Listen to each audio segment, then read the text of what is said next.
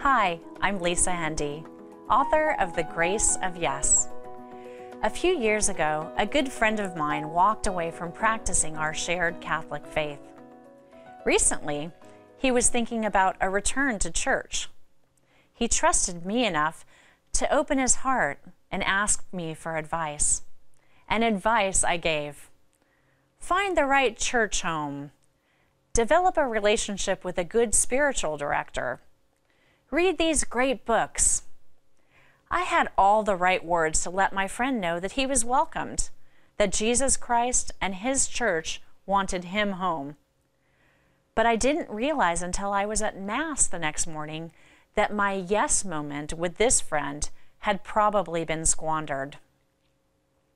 I sat alone in the pew at church that Sunday morning, listening as my husband and sons played beautiful liturgical music. My heart soared as my pastor gave a homily that inspired everyone.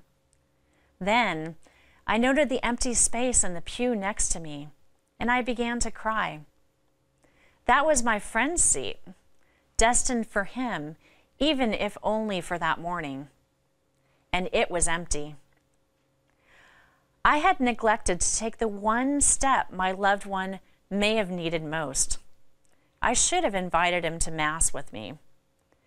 My friend needed a hand to hold as he journeyed back to Christ and the church. But I was afraid to press him too hard, to make him feel any discomfort.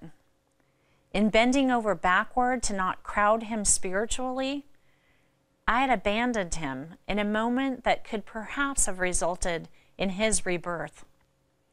After receiving Christ in the Eucharist, I cried for having neglected to offer my friend companionship, knowing in that moment that this was what he needed most.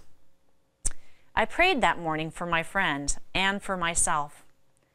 I prayed that we would both be born again, him by way of coming back to the church, and me by way of learning an ever deeper yes to God's will, not only in my own life, but in the world around me as well.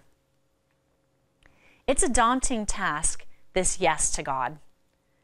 How easy it can be to give God the bare minimum of what he asks of me, when I know full well the radical revolution to which I'm being called.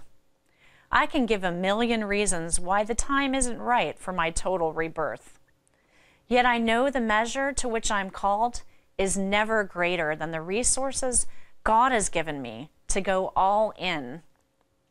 As weak as I am, God, who is mighty and all-powerful, has begun a good work in me. Just as Jesus taught his disciples when they questioned in astonishment how any man could possibly be saved, I am convinced that for God, all things are possible. And in my continual rebirth, I discover the grace of my yes. I'm Lisa Hendy.